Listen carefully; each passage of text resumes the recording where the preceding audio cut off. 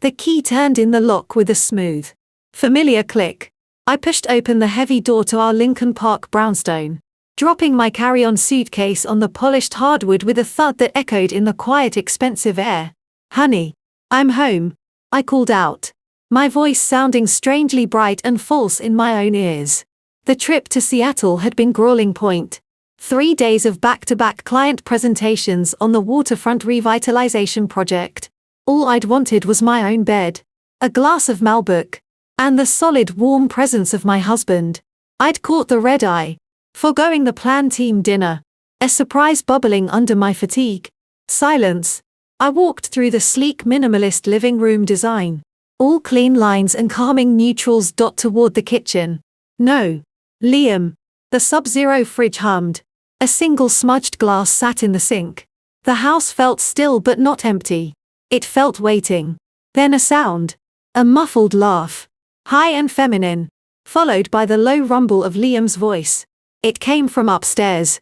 My heart, which had begun to sink, buoyed. He was home. Maybe he had a friend over. I picked up my suitcase.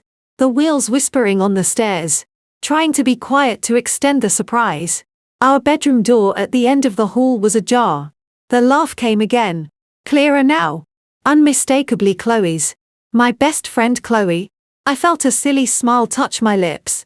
Of course. Liam must have called her to help plan my welcome home. They were probably setting up something.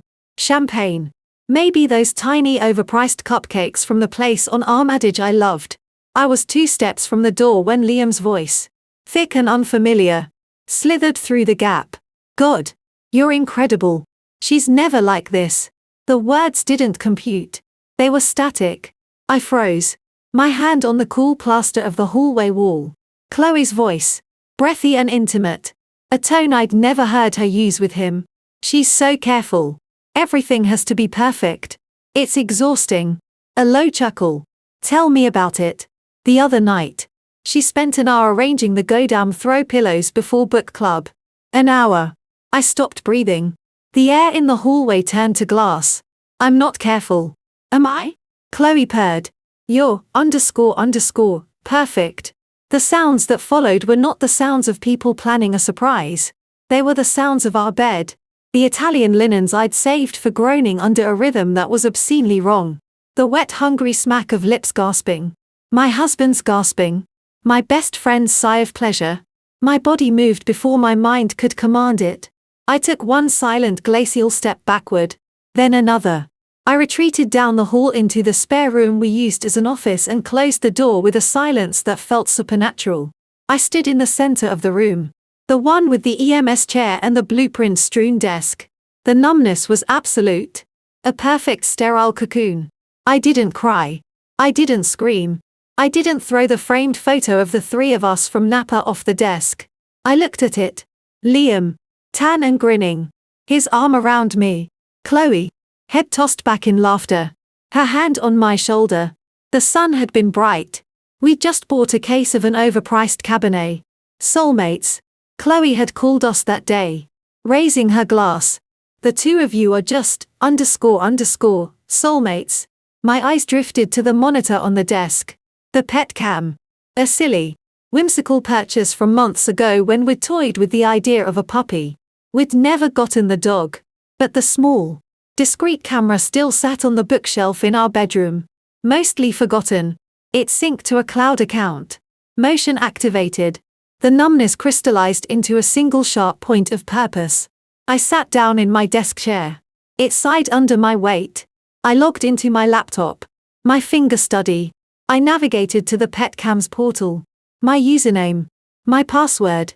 The one Liam never bothered to learn because, as he'd said, "It's your thing, babe." The library of motion-triggered clips loaded. Today's date. Multiple entries starting at 3:17 p.m. I clicked the most recent. The angle was high, looking down on the left side of our king-sized bed. The afternoon light filtered through the sheer curtains I'd agonized over. And there they were. Limbs entangled, bare skin against our navy duvet. Liam's broad, familiar back moving. Chloe's manicured hands clutching at his shoulders. Her blonde hair fanned across my below. I clicked another.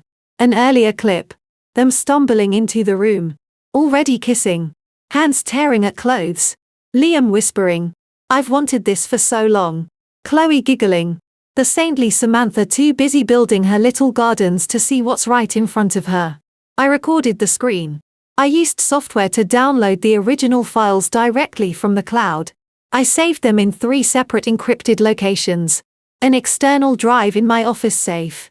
A private password-locked cloud folder Liam didn't know about. And emailed a copy to a brand new anonymous account I created on the spot. The process was methodical. Clinical. I was a surgeon removing a tumor. I was a forensic analyst collecting evidence. The sounds from down the hall reached a crescendo, then subsided into low murmurs and lazy laughter. I heard the shower turn on in our suite. I stood up. I walked out of the office. Back down the stairs, picked up my suitcase from where I dropped it, and walked out the front door. I didn't make a sound. I got into my Audi, which was still parked at the curb, and drove. I didn't know where. I just drove the Chicago skyline, a blur of gray and glass. An hour later, parked by the lake near Montrose Harbor, the numbness began to recede. In its place came a hollow, howling void. And then a wave of nausea so violent I scrambled out of the car and dry heaved onto the gravel, clutching my abdomen. It hit me then. The fatigue. The lateness. The weird metallic taste in my mouth I'd blamed on airplane air. No. I whispered to the cold wind off Lake Michigan. No. No. No. At a 24-hour CVS. I bought 3 different brands of tests in a Starbucks bathroom. My hands shaking for the first time. I took them all. The plus signs, the bold pregnant in the digital window, were a cosmic joke of the most savage kind. "You're back early. I thought you were landing tonight." Liam met me at the door when I returned. His face the perfect picture of handsome, slightly ruffled concern. He was barefoot in jeans and a soft grey Henley. His dark hair still damp from the shower he'd shared with her. He smelled of my sage and cedar body wash. Hers meeting wrapped up caught an earlier flight. I said, my voice miraculously even. I managed a thin smile. "Wanted to surprise you." He pulled me into a hug. I let my body go rigid for a fraction of a second before forcing it to relax. To melt into the embrace that now felt like a violation. I could smell her perfume on him. The Joe Malone pony scent I'd bought her for her last birthday. "Well, I'm surprised," he murmured into my hair. His voice rich with false warmth. Missed you, too." I lied. The words like ash in my mouth. That night in our bed. He reached for me. I stiffened then forced myself to go plant. "I'm just really tired." "Liam. The flight jet lag is hitting me hard." I turned away facing the window. I stared at the reflection of the street light on the ceiling. I could still see them there. In my mind's eye. Projected against the dark. "Okay, babe," he said, his hand stroking my back. A comforting gesture that now made my skin crawl. "Get some rest." I lay awake until his breathing deepened. Then I carefully extracted myself, went to the bathroom, and vomited quietly. The heel of my hand pressed hard against my mouth to stifle the sound. The performance began with Liam. I was quieter, more withdrawn. I blamed work stress. I blamed a vague stomach bug. He bought it. His concerns superficial. His attention already elsewhere. He was distracted. Texting more. Smiling at his phone with a secretive curve to his lips. I now recognized with Chloe. It was harder. She came over 2 days later for our usual Wednesday wine night. "You look peaky, Sam," she said, pouring us both a generous glass of the Pinot I usually loved. I took the glass, set it down, and reached for a sparkling water instead. "Just off. Maybe fighting something off." She studied me. Her head tilted. Her blue eyes wide with what I'd always thought was empathetic concern. Now I saw the appraisal in them. The comparison. "Well, you've been working too hard. Liam was saying the other day how you've been obsessed with that Seattle project." My ears pricked. "When did you and Liam talk?" She didn't miss a beat. A flicker so fast in her eyes. "Oh, you know, he texted asked for my opinion on a birthday gift for his mom. I ran into him at that new espresso place on H. Halstead. A smooth, effortless lie. He's worried about you. His, __, you in our bed.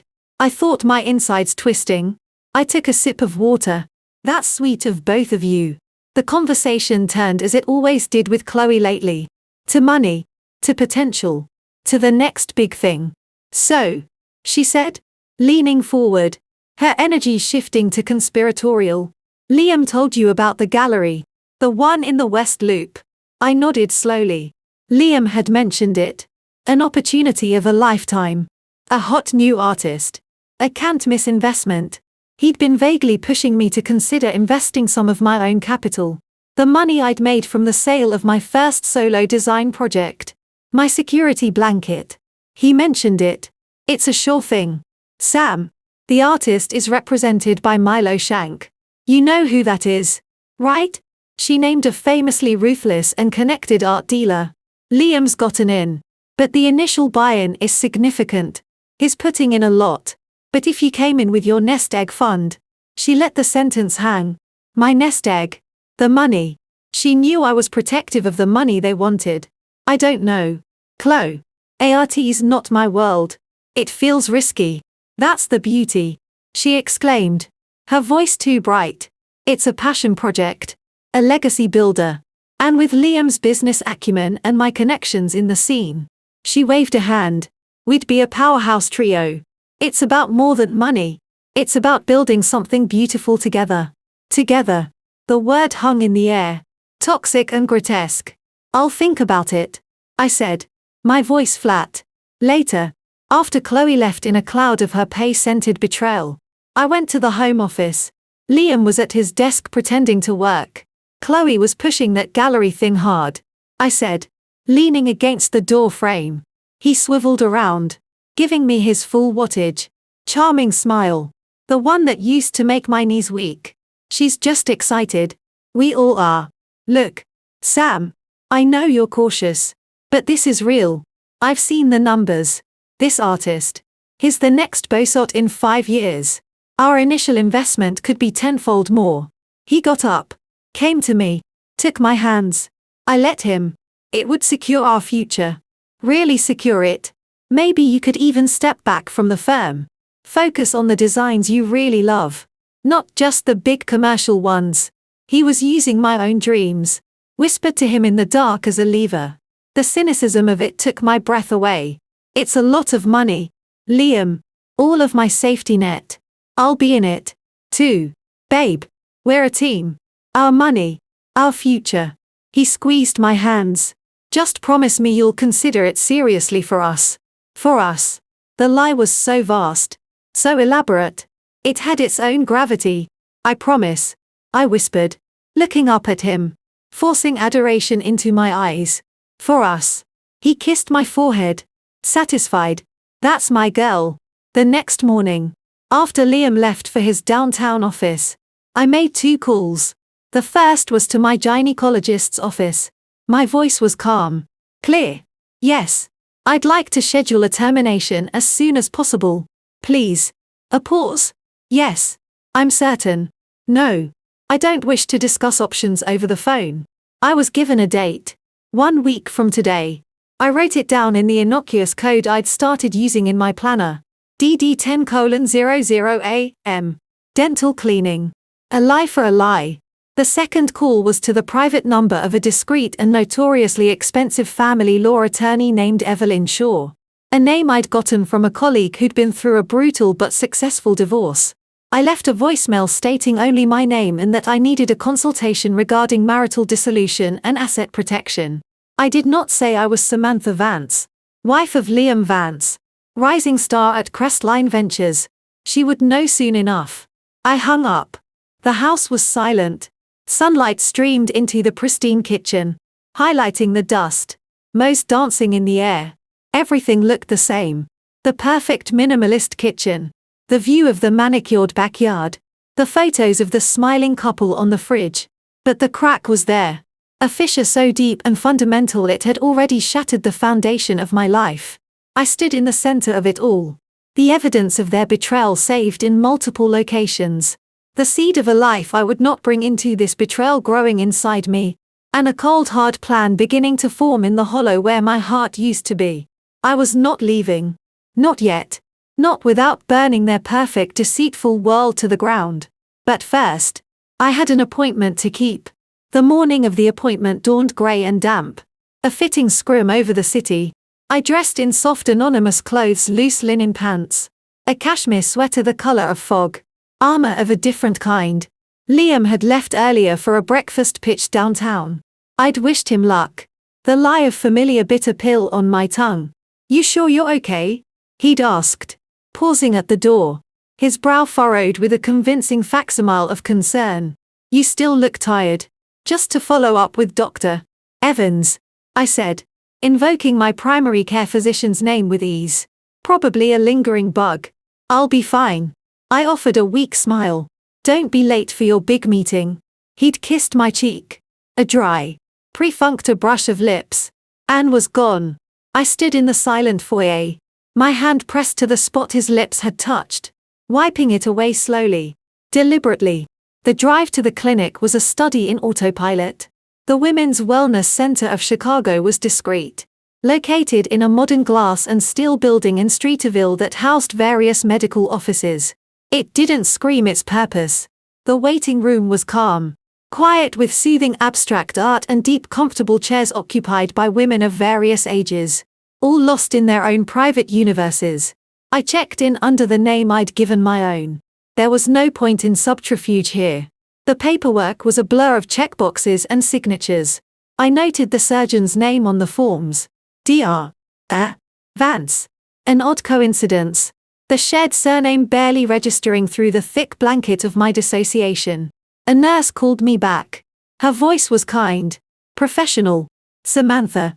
Right this way. I followed her to a small private pre-op room. It was cold. Sterile. She took my vitals. Her touch gentle. Blood pressure's a little elevated. Honey. Nerves are normal. Just try to breathe. She went through a list of standard questions. Allergies. Last meal. Emergency contact. I gave my lawyer's office number. The nurse didn't blink. Any children? She asked. Her pen poised. No. Is this a planned procedure? Yes. And are you clear on your reasons for pursuing this termination today?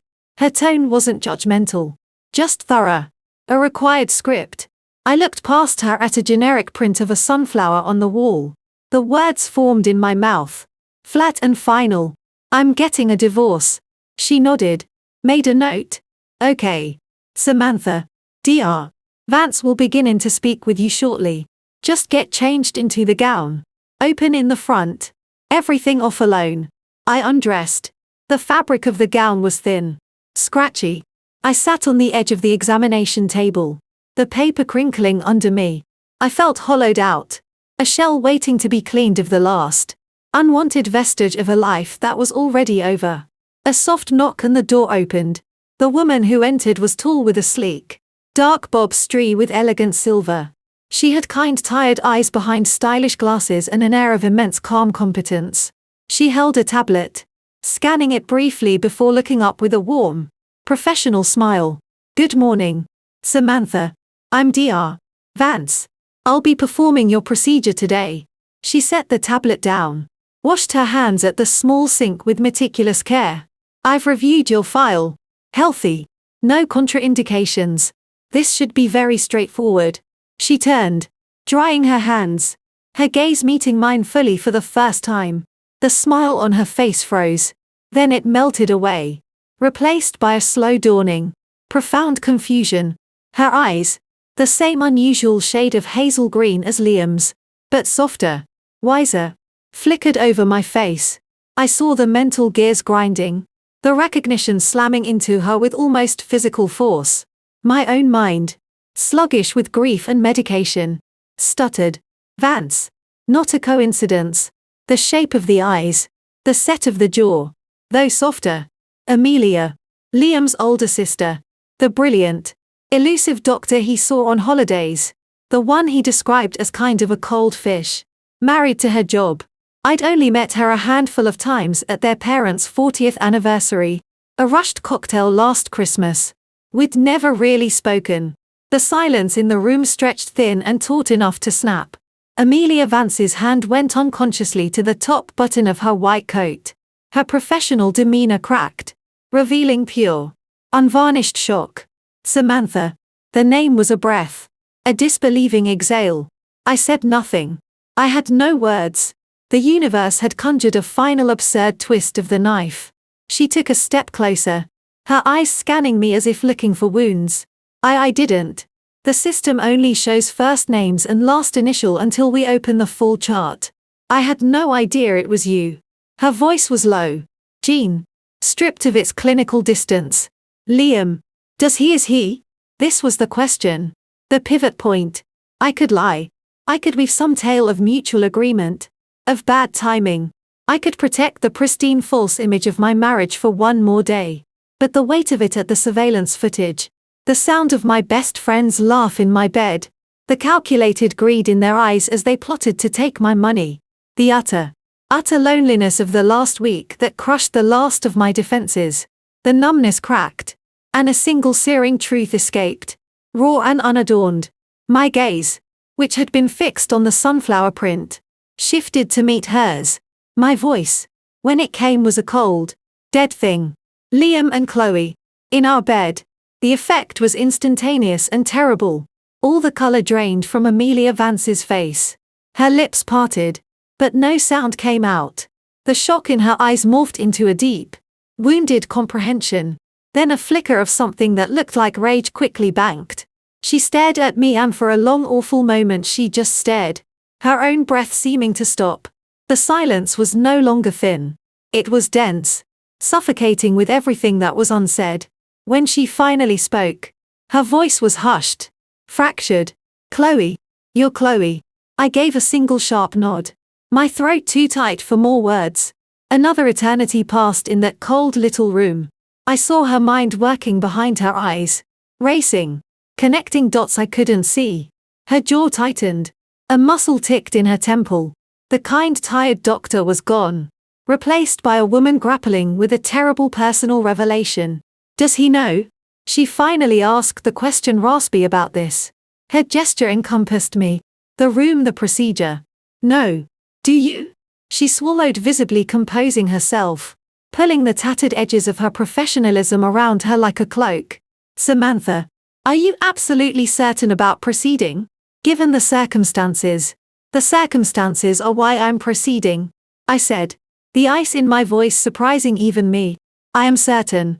She searched my face, looking for doubt, for hesitation. She found only a desolate iron resolve. She closed her eyes for a brief second, a pained flinch. When she opened them, a decision had been made. Okay, she said, her voice regaining a measure of its calm strength, though it was now edged with a new still quality. Okay. Let's get you prepped. The procedure itself was a blur of bright lights, muffled sounds, and a distant medicated drifting. Amelia was there, a masked gown figure, her eyes above the surgical mask. The only familiar thing. They were focused, intense, but as they met mine for a second before the sedation fully took hold, they weren't cold. They were fiercely, heartbreakingly kind. I awoke in a dim recovery bay. A warm blanket over me. A gentle beeping from a monitor nearby. The hollow feeling was now physical. A deep, aching emptiness in my core. A different nurse fussed with my speaking in soft tones. You're doing great, sweetie. Just rest. Dr. Vance will be in to see you soon. When Amelia entered, she was no longer in scrubs, but in dark slacks and a simple cream sweater. Her white coat gone. She looked like what she was, a tired, elegant woman after a long day's work. But her expression was alert, watchful. How are you feeling? She asked. Her voice low. Empty, I said. The truth. The only thing I had left. She nodded as if that was the expected correct answer. She checked the chart at the foot of my bed. Then the monitor. Physically, everything went perfectly. You'll have cramping. Some bleeding. The nurse will go over the after instructions. She paused, then moved closer, pulling a stool up to sit beside me. The action was intimate, outside the normal doctor-patient protocol. Samantha. You cannot go home alone. Not tonight. The sedation. The emotional shock. It's not safe. Is there someone you can call? Your mother? A friend? A bitter choked sound that was almost a laugh escaped me. My mother is in Sarasota and my best friend is the one in the video. She didn't flinch. She just absorbed the information, her lips pressing into a thin line. Right. She stood up. Get dressed. I'll take you to my place. You can rest there. The offer was so stark. So direct. It cut through my fog. I can't ask you to do that. You didn't ask. I'm telling you. I'm not letting you go to an empty house or a hotel room tonight. Liam can't know you were here. Not yet. Her use of his name, so blunt, was jarring. It's not up for discussion. I'll meet you at the front entrance in 20 minutes. She left before I could protest further. 20 minutes later, shaky and wrapped in my own coat, I exited the clinic. A sleek silver Genesis sedan pulled up to the curb. Amelia leaned over and pushed the passenger door open. Wordlessly, I got in. The car smelled of clean leather and peppermint. She didn't speak as she navigated the evening traffic, heading north, away from the glitter of downtown toward a quieter tree-lined neighborhood. Her condo was in a modern, secure building in Old Town. It was nothing like Liam's and my carefully curated showcase. It was warm, lived in. Books overflowed from shelves. A beautiful, worn Persian rug covered the hardwood floors. The art was bold, abstract, emotional. It felt like a real home. Guest room is down the hall. First on the right, she said, dropping her keys on a side table. Bathroom stocked with everything you might need. I'll make some tea. I stood awkwardly in the living room. Unmed. She returned with 2 steaming mugs of chamomile, handing one to me. We sat in her living room on a comfortable sofa. The city lights twinkling in the distance through the large windows. The silence stretched. But it wasn't the hostile silence of the clinic. It was a heavy shared space. How long? Amelia asked finally, her voice quiet in the dim room. I found out a week ago. I've known about the pregnancy for 5 days and the affair. I walked in on them. Well, I heard them. I have video from a pet cam. The words sounded insane. Even to me. She didn't look surprised. Just weary. Of course you do. He's never been careful. Just arrogant. She took a sip of tea. Chloe. God. I never liked her. All that performative affection. It always felt hungry. Her blunt assessment was a bomb. A recognition. They're trying to get me to invest in a gallery scheme. My money. My nest egg. I heard the tremor of betrayal creeping back into my voice. Amelia's head snapped up. The West Loop thing with the so-called next Boscott. When I nodded, stunned, a humorless smile touched her lips. He tried to get me to invest 6 months ago. Something about diversifying a doctor's portfolio. I had a friend at the Art Institute look into it. The artist is a hack. The gallery is a money laundering front for a group Milo Schenk is tangled up with. It's a sinkhole. The confirmation was a shock. But also a grim relief. You didn't warn him.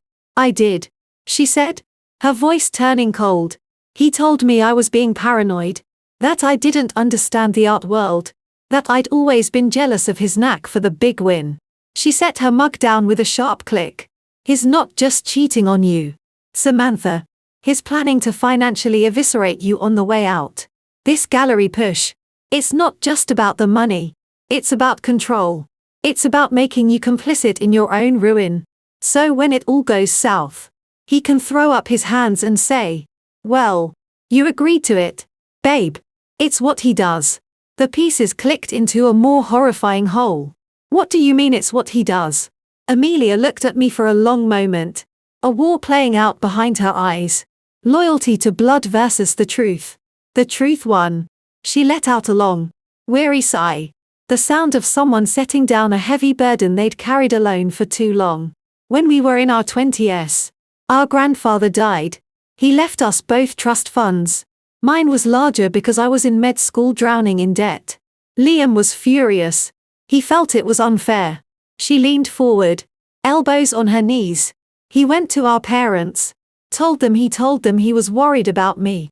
that I was showing erratic behavior, that I'd mentioned being overwhelmed, maybe needing to check out for a while.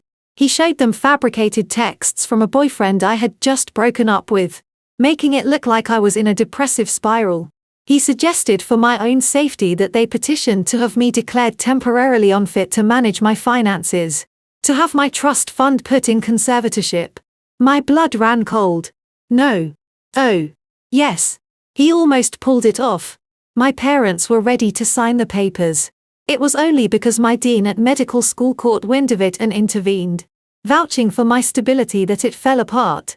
By the time I cleared my name, the family was fractured. They chose to believe it was a misunderstanding, that Liam was just concerned. He got a bigger allowance to make up for his hurt feelings. I got this. She gestured vaguely at the space between us, distance, and a very expensive lesson about my baby brother. I stared at her, the image of the charming, ambitious man I married distorting further, revealing a predator's core. Why are you telling me this? Because you need to know who you're dealing with, she said, her gaze direct and unflinching. And because when I asked you why and you told me in that room, I saw it on your face. Not just heartbreak. Resignation. Like you've already lost. Like you're just going to let him have everything and walk away. I have the video, I said. But it sounded weak. Defensive. And you think that's enough? She asked. Not unkindly. In this state with a prenup. I'm sure he had you sign. Infidelity might get you a slightly better settlement, but it won't touch his protected assets. It won't stop the smear campaign he'll wage about you being unstable, about the tragic miscarriage that sent you over the edge. He'll spin it. Sam. He's a master spinner. And you quiet, dignified, walking away. That's exactly what he expects. What he's counting on. It's the cleanest exit for him. Her words were arrows, each hitting a bullseye of my own fears. What am I supposed to do? Stay? Fight? How? The helplessness rose in my throat, threatening to choke me. Amelia reached out, her hand covering mine where it lay clenched on the sofa. Her grip was firm, steady, a surgeon's hand. You don't run. You fight. But you fight smart. You don't play the heartbroken wife. You play the game he's playing. But you play it better. You have something now you didn't have before. What? Me? She said simply. And the element of surprise. He has no idea. You know. He has no idea. You know. That is a powerful advantage. I looked into her eyes. The same shade as the man who had shattered me. Yet so utterly different. I saw no pity there. I saw a cold, clinical fury. I saw strategy. I saw an ally. Why? I whispered again, the question encompassing everything. Why would you help me against your own brother? Amelia's jaw tightened. The ghost of an old pain flickered in her eyes. Because someone should have helped me, she said, her voice low and fierce. And because what he's doing to you. It's worse. It's a betrayal of a vow. It's a violation of a home. It's evil. Dressed up as ambition. And I am so goddamn tired of watching him get away with it. In the quiet of her living room, with the remains of my old life lying in ashes around me, a new dangerous thing was born. It wasn't hope. It was colder. Harder. It was purpose. I turned my hand under hers and gripped it back. I woke in a strange bed. In a silent, sun-drenched room. For a disoriented moment, the familiar contours of my own bedroom failed to materialize. Then the previous day at the clinic. The confession. The quiet fury in Amelia Vance's eyes crashed back into me. A physical weight on my chest. The hollow ache in my abdomen was a dull, persistent reminder. Not of loss, but of a surgical extraction. A necessary, brutal excision. The smell of coffee and something buttery. Bio drifted into the room. My stomach empty and sour clenched. I pushed myself up, wincing at the cramp that followed.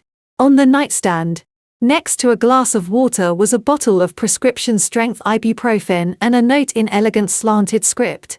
Sam, take these with food. Help yourself to anything. I'm on a call in the study. I took the pills, washing them down with the cool water. Moving carefully, I patted out to the living area. The morning light made the space feel even more welcoming. On the kitchen island, a perfect bio loaf sat on a board next to butter, jam, and a fresh pot of coffee. It was a kind of quiet, efficient care I hadn't experienced in a long time. Liam's idea of care was sending a generic thinking of you text or buying the most expensive version of a thing. It was never this observant. A low murmur came from a room down a short hallway. The door was ajar. I hesitated, then moved closer. No, Richard, I understand the protocol. But the patient's hematology panel from Tuesday is inconsistent with the presentation. I want it redrawn before we proceed with the consult. Amelia's voice was calm, authoritative, leaving no room for argument. A pause. Today, please, and paged me directly with the results. She ended the call. I knocked softly on the door frame. She was at a sleek stand-up desk, facing a window that overlooked a small, professionally landscaped garden. She turned and the professional mask from the clinic and intense confidant from last night had settled into something softer, more neutral. She was still in loungewear, that cashmere pants and a simple tee, yet her dark hair slightly messy. "You're up. How are you feeling?" she asked. Her gaze clinical for a second, assessing sore, empty, but clear. It was the truth. The emotional static that had plagued me for a week was gone, burned away by the crucible of yesterday, leaving behind a bleak, sharp-edged clarity. Good. The clarity is good. It means you're not in shock anymore. She gestured toward the kitchen. "Eat something. We need to talk. And I find these conversations go better with carbohydrates."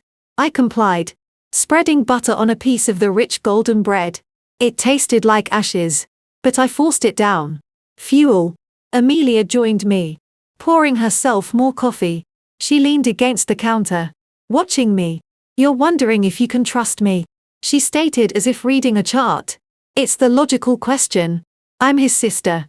Blood is supposed to be thicker than water. And all that sentimental nonsense." I met her gaze, not denying it. "It's the only question that matters." She nodded. "Let me tell you a story. Then not the trust fund story. An earlier one. I was 17. Liam was 15. She took a sip of coffee, her eyes distant. "We had a summer house on Lake Geneva. There was a neighbor boy, Todd, a sweet, awkward kid who followed Liam around like a puppy. Liam convinced him that the daughter of another neighbor, that the beautiful popular girl named Chelsea that had a crush on him, fabricated notes. The whole bit. He had Todd convinced that Chelsea wanted him to sneak over to her house one night to her bedroom balcony. It was a setup. Of course. Chelsea was away at tennis camp. Her father, a former Marine, was home with a new shotgun he was proud of. A cold knot formed in my stomach. Worse than the cramping. Liam knew all this. He gave Todd the wrong date for Chelsea's return. He loaned him our father's expensive binoculars to get a good look at the layout. He even helped him practice climbing the trellis. Amelia's voice was flat, devoid of emotion, which made the story all the more horrifying. Todd got halfway up the trellis. Mr. Barnes came out onto the balcony, saw a peeping Tom with binoculars, and fired a warning shot into the air. Todd fell, broke his arm in 2 places. The police were called. It was a huge scandal. My God. I breathed at the police station. When our parents arrived, Liam was the picture of shocked concern. He said Todd had been acting strangely lately. Obsessed with Chelsea. He tried to talk him out of it. He tearfully admitted he'd lent him the binoculars weeks ago for bird watching. Never dreaming. Our parents, the police, they ate it up. The poor misled boy, influenced by the troubled, lovesick Todd. Liam got a stern talking to about being more careful with his things. Todd's family moved away by the end of the summer. His father lost his job over the distraction. Liam. She gave a sharp, humorless laugh. He got the new racing bike he'd wanted. A reward for being so honest under pressure. I tried to tell my parents what really happened. They said I was jealous. That I was trying to cause trouble because Liam was more popular. That was the first time I realized my brother wasn't just mischievous. He was a sociopath with a golden tongue. And he enjoyed it. The manipulation. The control. The way he could make people see the sky as green if it served him. The story landed in the quiet kitchen with the force of a physical blow. It was a prequel, a key to understanding the man I'd married, the charming risk-taker, the persuasive pitchman. It was all a refined adult version of the boy who destroyed a neighbor for a bicycle. Why are you telling me this? I asked again. The question now led with a dawning horror because you need to understand the enemy's playbook. It's never just about the goal. It's about the narrative. He's already building the distracted, overworked wife. The emotional distance. Your sudden decision to end the pregnancy that which he will find out about eventually. Trust me, that will be the centerpiece. She was unstable. I was worried. I tried to save the marriage, but she was so cold, so detached. The loss of the baby. It broke her. Amelia's impression of Liam's concerned, regretful tone was chillingly accurate. He'll weep for the cameras. Sam. He'll be the tragic, wronged husband. And you'll be the heartless career woman who abandoned her family or the unhinged hysteric. Whichever suits him better in the moment. The pieces of my own shattered reality rearranged themselves into this new monstrous image. The gallery investment. His constant subtle undermining of my stress. His performative concern. It wasn't just cruelty. It was strategy. He was laying the groundwork for my demolition. What do I do? The words were a whisper. Stripped of everything. But a raw need for direction. You don't run. Amelia said. Her voice dropping. Intensifying. You fight. But you fight smart. You fight like he does. You control the narrative. You gather your weapons, and you wait for the perfect moment to fire. Not in anger. In execution. Fight with what? A sex tape. The bitterness leaked out. With evidence. With strategy. With patience he doesn't know you have. She pushed off the counter. First. You go home. You play your part. The tired, slightly sad, preoccupied wife. You let him comfort you. You let him think he's managing you. You agreed. Oh. Look at the gallery investment. Show interest. Be the supportive partner he thinks you are. I can't give him my money, I said. A flare of panic cutting through the numbness. You won't. But you need to make him believe you will. String him along. Ask for more prospectuses. More meetings. The more he talks. The more he puts in writing. The better. Second. You need a lawyer. A real shark. Not a friendly mediator. Someone who specializes in taking entitled, wealthy men to the cleaners. I have a name. Evelyn Shaw. I said. I left her a voicemail. A flicker of approval crossed Amelia's face. Good. You're already thinking Evelyn is the best. She's expensive and she's brutal. She'll know how to handle the prenup. The financial forensics. You'll need to hire a forensic accountant. 2. Liam's finances are a hall of mirrors. The gallery is likely just the tip of a very dirty iceberg. The scope of it was dizzying. This is the war. It's a hostile takeover of your own life. Amelia corrected. And you have the advantage. He thinks you're a pawn. He doesn't know the pawn has seen the whole board. She paused. And you have me. I have access to social and family circles he can't shut me out of. I hear things and I have resources he knows nothing about. Why? I asked for the third time. The core of my disbelief laid bare. You're risking so much. Your relationship with your family. My relationship with my family is a polite fiction maintained over holiday dinners. She said. Her voice crisp. They made their choice decades ago. They chose the golden boy. The easy narrative over the messy, complicated truth. Helping you isn't a risk.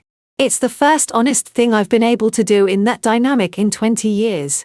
She looked at me, her hazel eyes direct. And because when you said what you said in that clinic, I didn't just see a betrayed wife. I saw myself. The version of me that wanted to walk away to let him win because it was easier. Don't let him win. Samantha. It's not just about the money or the house. It's about your soul.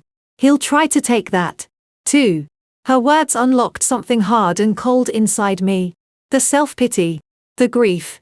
The desire to just disappear. They hardened into a new shape. Resolve. Okay. I said. My voice firmer than it had been in days. Okay. What's the first move? First. You eat the rest of that bio. You need your strength. A ghost of a smile touched her lips. Then you call Evelyn Shaw back. Set up a meeting at her office somewhere Liam would never go. Use cash for the retainer if you come from an account he doesn't monitor. Be prepared. She's going to ask you questions that will make you want to crawl out of your skin. Answer all of them. Then you go home and you act. She walked to a drawer. Pulled out a cheap prepaid cell phone. A burner. Use this to communicate with me and Evelyn. Nothing about this on your personal devices. Assume he has or can get access to everything. iCloud. Emails. Texts. Change all your passwords. But do it from a public computer. Not at home. Start using this for anything related to the project. I took the phone. It felt absurd. Clandestine. Like something in a spy movie. The project. Project Phoenix. She said without a trace of irony. Rising from the ashes. Returning to the brownstone felt like walking onto a stage. Every piece of furniture. Every piece of art felt like a prop. I half expected to see a film crew. Liam was in the kitchen making a smoothie. The blender roared then stopped. Hey you. He said, his smile easy practiced. How was the doctor? Everything okay? You were gone a while. Just a stubborn bug. I said. Setting my purse down. Keeping my movements slightly sluggish. Dr. Evans ran some tests. Said to rest. Hydrate. Boring stuff. I met his eyes. Forcing a weak smile. How was your pitch? In the bag. He said. His chest puffing slightly. They loved it.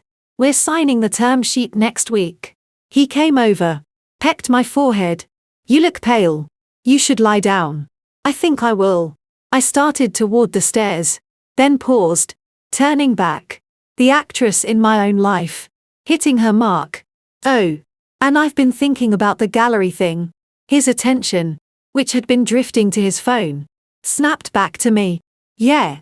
I'd like to see the full business plan. The numbers. If we're going to do this, I want to do it right. Be a real partner in it. I let a thread of excitement of being drawn into his world color my voice. His face lit up with a triumphant gleam that he quickly tried to temper. Really? That's amazing. Sam. I knew you'd see the potential. Chloe will be thrilled. Let's not get ahead of ourselves, I said. Holding up a hand. Playing the cautious, detail-oriented partner. I need to see the data first. But I'm interested. Of course. Of course. I'll have Chad send over everything first thing tomorrow. He beamed. The picture of the supportive, successful husband bringing his wife into a brilliant venture. This is going to be huge for us. Babe. A real game share. I nodded, letting his enthusiasm wash over me. I hope so. I turned and walked upstairs. The smile melting from my face the moment I was out of his sight in my home office with the door locked. I powered on the burner phone. There was one contact already programmed. I typed a message. I'm in. The performance has begun. The reply came almost instantly. Good. Remember your lines and watch your back. The stage is more dangerous than the audience knows. I looked out the window at the manicured backyard I designed. The perfect peaceful scene. It was all a set. And for the first time since I'd heard that laugh from my bedroom, I didn't feel like a victim trapped on it. I felt like the director. Life became a performance in 2 acts. During the day, I was Samantha Vance, landscape architect, dedicated wife, an increasingly enthusiastic supporter of her husband's brilliant new venture. At night and in the stolen moments in between, I was someone else entirely, a ghost in the machinery of my own life, meticulously dismantling it from the inside.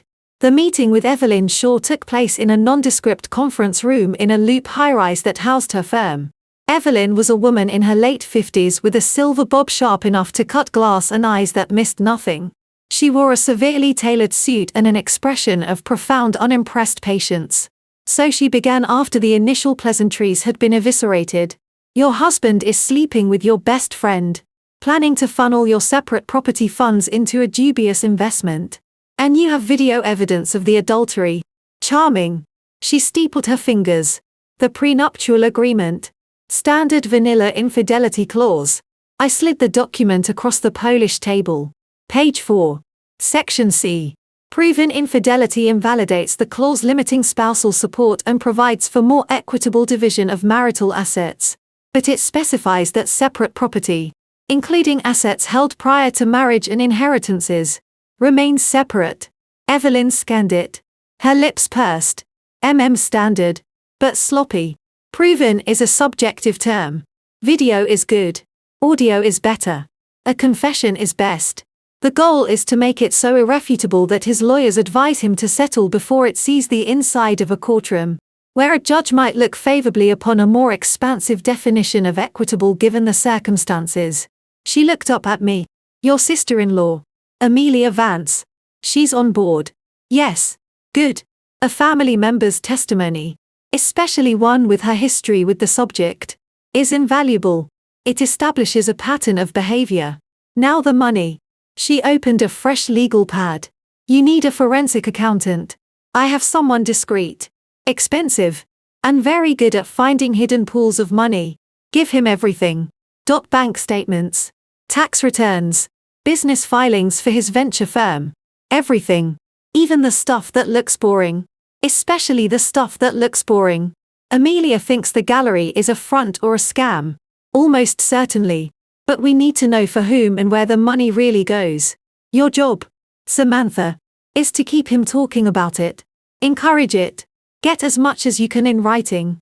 Text, email, anything. The nest egg, as you call it. Move it slowly in amounts that won't trigger alerts. New account. A new bank. Today. He'll see the statements.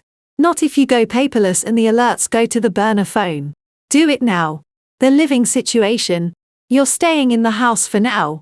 It gives me access. It also puts you at risk.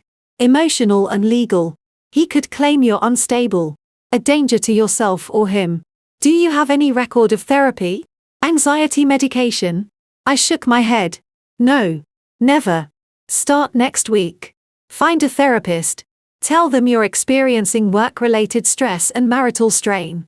It creates a documented professional baseline of your mental state before he inevitably tries to claim you've had a breakdown. It's prophylactic.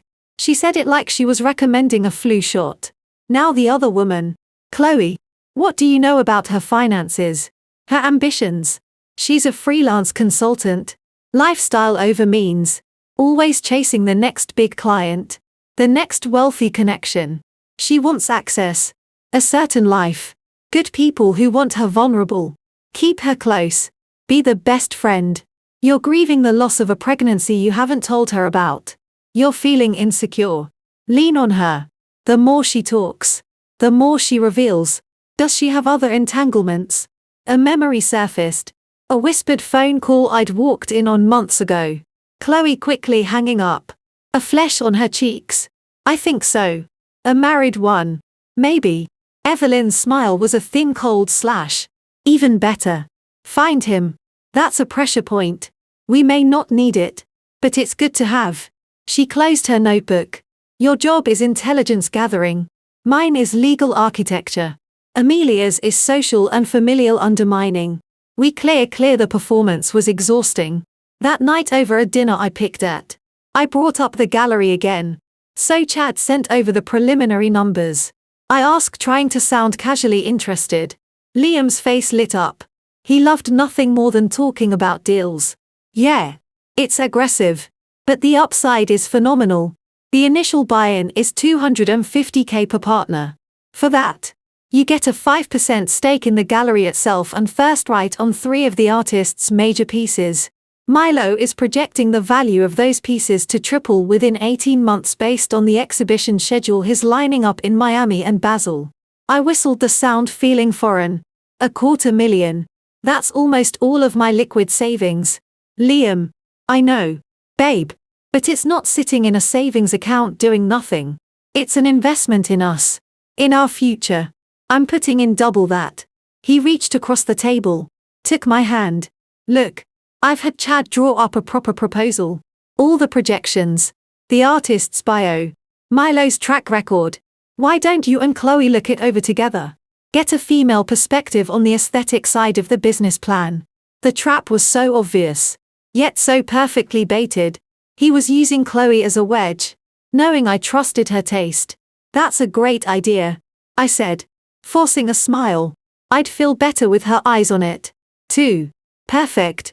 I'll set up a lunch for you two this week. My treat. He squeezed my hand. I'm just so glad you're on board.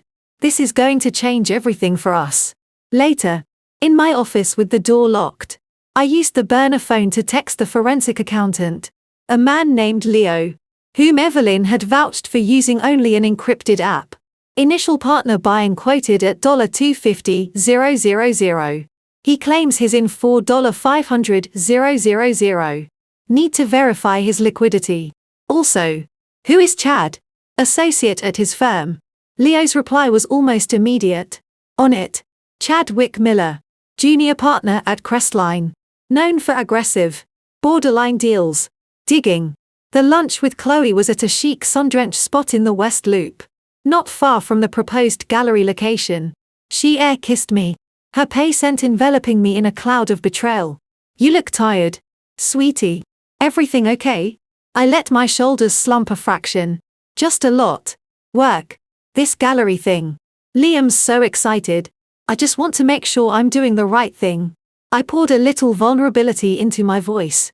The kind she'd always feasted on. She leaned in. Her expression. The picture of concerned confidentiality. I know it's a big leap. But Sam. It's incredible. Aoife met. I've seen the space. The energy is electric. This isn't just an investment. It's buying a piece of the future. Liam is a genius for getting us in on the ground floor. Us. The word slithered between us. I took a sip of water. The money just scares me. It's everything I've built on my own. That's the point, she said, her eyes shining with greed. She mistook for passion. To grow it. Look, I'm putting in everything I have to. I'm liquidating some holdings. She waved a manicured hand dismissively. This is a once-in-a-lifetime opportunity. And doing it with you. It makes it perfect. The two of us building something real together alongside Liam. A real partnership. The hypocrisy was breathtaking. I wanted to throw my sparkling water in her face. Instead, I nodded slowly as if swayed. When you put it like that, I just need to see the hard numbers. Liam said Chad sent them. Oh, Chad's a wizard with spreadsheets, she said, flipping her hair. But the real magic is Milo's eye. The artist Kabir is a visionary. Raw. Untamed talent. Liam says it's like finding Bosot in the ATS. We're not just investors. Sam. We're patrons. We're making history. I let her babble, painting a picture of glamour and legacy. All the while texting under the table on the burner phone to Leo. Chloe is liquidating personal assets to participate. Find out what also get me everything you can on Javier the artist. And Milo Shank. The real intelligence. However, came as we were leaving. Chloe's phone buzzed. She glanced at it and a slow, secretive smile spread across her lips. A smile I knew. It was the same smile she'd had when she'd landed the account with a luxury Swiss watch brand last year. A predatory victorious smile. She typed a quick reply, her thumbs flying.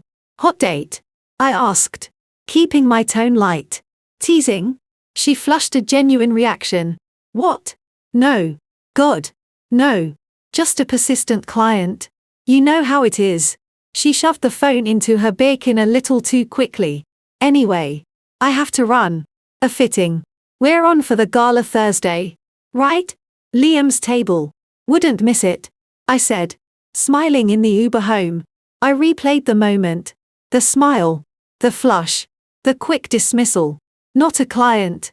I opened a notes app on the burner phone and typed. Chloe. Secondary entanglement. Married. Investigate. Possible pressure point. The gala was the annual fundraiser for the Chicago Symphony. A pinnacle of the social calendar Liam loved and I tolerated. It was the perfect stage for our performance. I wore a backless emerald gown Liam had once said made my eyes pop. Tonight it felt like armor. Amelia was there. Of course. On the arm of a distinguished-looking cardiologist. We exchanged the barest nod across the crowded room. A flicker of solidarity. Liam was in his element. SCH smoozing with donors and board members. his hand a permanent possessive fixture on the small of my back. Chloe glittered at a nearby table, holding court with a group of art world hangers-on, shooting me the occasional gleaming, complicit smile during a lull as a string quartet played. Liam pulled me aside near a potted fern. His voice alone, intimate murmur. "You're a vision tonight. Everyone saying so." His breath smelled of expensive gin. "Thank you," I murmured, leaning into him slightly, playing my part. I spoke to Chad. "The papers will be ready for initial review by end of next week. Once you're comfortable, we can move quickly. Milo has other investors circling." But I told him my wife gets first refusal. He grinned. The proud provider. He understands. Family first. The hypocrisy was so thick. I could taste it. "I can't wait to see them," I breathed, looking up at him with what I hoped was convincing admiration. It was then that Amelia materialized at our side, a glass of champagne in hand. "Liam, Samantha, you both look wonderful." Her smile was polite. Familial. "Amelia, I didn't know you were coming," Liam said, pulling her into a brief brotherly hug that looked genuine to anyone who didn't know better. "Last-minute ticket. A donor couldn't make it." She turned her smile to me. "Samantha, that color is stunning on you. How are you feeling? You looked a bit peaky at the family brunch last month." A perfect innocent probe. I had missed a Vance family brunch, claiming a work deadline. "Just a hectic season," I said. "But better now. Thank you." Amelia's gaze shifted to Liam, her expression turning subtly serious. "I actually wanted to ask you, Liam, about that gallery you mentioned to Dad, the West Loop project." He was quite intrigued. Liam's posture straightened, sensing an opportunity. "Really? I'd be happy to talk to him about it. It's a solid opportunity, I'm sure," Amelia said, her tone light, but with an edge. "It's just Dad mentioned he ran the name Milo Shank by his friend at the Attorney General's office, the one who handles financial fraud. Apparently, Mr. Shank's name has come up in a few inquiries. Nothing proven. Of course." She took a delicate sip of champagne. "Probably just gossip. The art world is so catty. But you know how Dad is. Cautious." I watched the play of emotions on Liam's face. Surprise. Irritation. Then a forced, easy charm. "Oh, I've heard the rumors.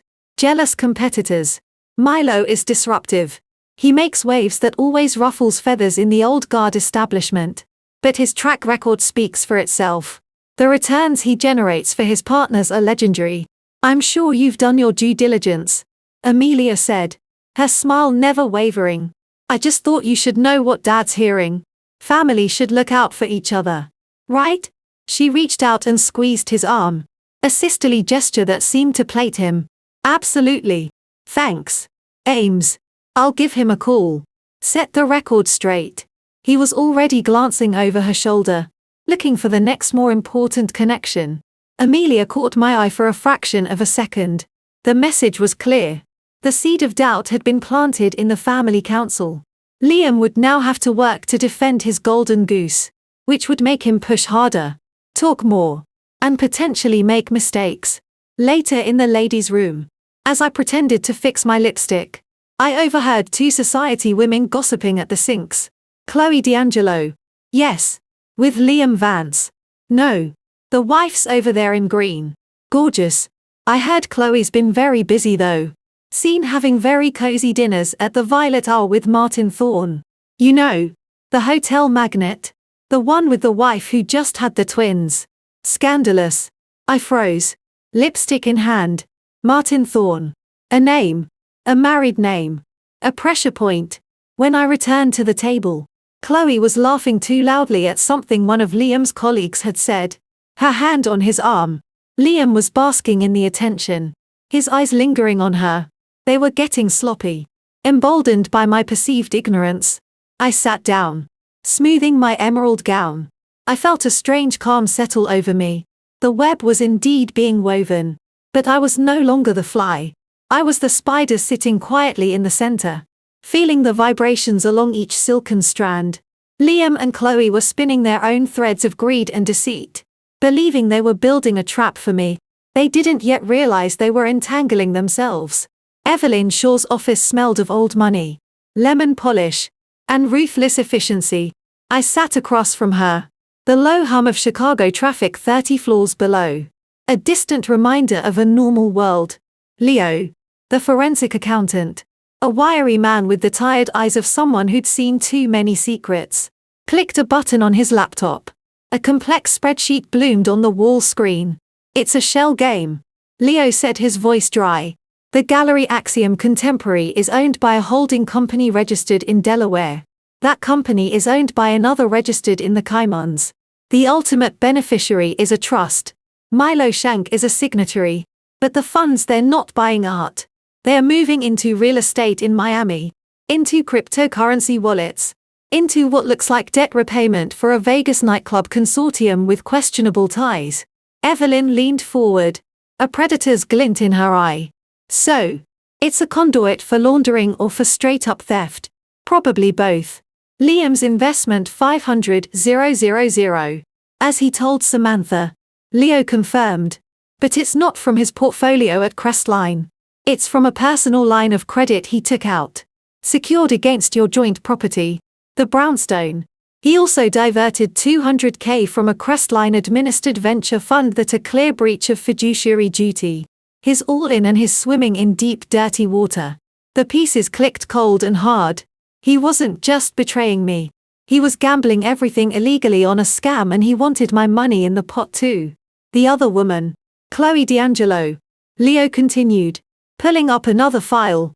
She liquidated a 401k from a brief stint at a PR firm and took a $50,000 cash advance on her credit cards.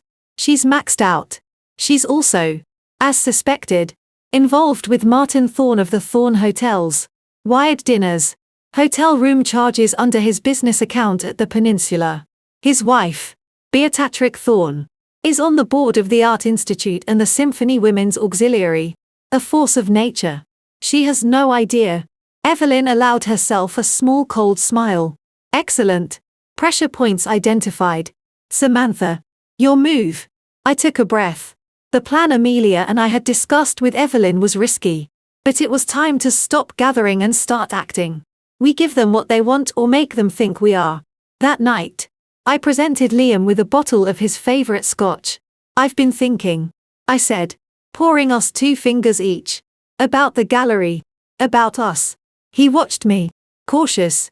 Hopeful. Yeah. I've been so hesitant. Fearful. This whole nest egg thing. It's been my security blanket. But it's also been a wall between me and real opportunity. Between me and really being your partner. I look down as if ashamed. You're out there building empires and I'm watering ferns. He moved to me, taking the glass from my hand. Hey. Your work is incredible. Those gardens are pretty. I finished looking up at him with what I hoped was vulnerability mixed with newfound determination. But this Axiom, its legacy. You were right. I've spent a week with the numbers Chad sent. And Chloe's passion is infectious. I want in. All in. His eyes widened. The triumph barely contained. All in. The full 250. The full 250. I confirmed. Then paused, biting my lip. But on one condition. Anything. I don't just want to be a silent partner. I want a seat at the table. I want to be involved in the artist selection. The curation. It's my taste. My design. That's what I bring. If we're doing this, I'm not just writing a check. I'm building this with you. It was a masterstroke. Evelyn's idea. A demand for involvement would make my sudden enthusiasm more believable. And it would give me a legitimate reason to be in meetings. To see communications. To gather more evidence. Liam's hesitation was fleeting. Overruled by greed. He saw my demand not as a threat, but as my ego being flattered. My desire to play patron. A harmless concession. He beamed, pulling me into a hug that made my skin crawl. Of course. That's perfect. You and Chloe. The creative vision. I'll talk to Milo. This is huge. Sam. You won't regret this. I know. I murmured into his shoulder. My face a mask of cold certainty. He couldn't see. The involvement started immediately. Liam set up a lunch with Milo Shank himself. D.A. Gaunt. Predatory man with cold eyes and a disconcertingly soft handshake. I played the eager novice, asking detailed, slightly naive questions about valuation, provenance, and sales cycles. I recorded every word on the tiny voice-activated recorder Amelia had procured, nestled in my purse. Liam tells me, "You're our new secret weapon," Milo said, his smile not reaching his eyes. Aesthetic sensibilities. "I just believe in building beautiful things that last," I said, smiling back. "Like a well-designed garden or a lucrative art collection." He liked that greed wrapped in prettiness. "Exactly. And Javier's work lasts. It's not trendy. It's tectonic. We have a major collector flying in from Qatar next month. The interest is seismic. Liam's timing. And now yours is impeccable." After the lunch, as we walked to the valet, Liam was buzzing. "See? I told you tectonic." He doesn't use words like that lightly. "It's exciting." I agreed. Then casually, "You know, if the Qatari deal is that big, maybe the initial partnership offering is undersubscribed. Shouldn't we consider a larger stake? If we're truly Allen." Liam stopped walking, staring at me as if seeing a new person. A greedy, ambitious person. He understood perfectly.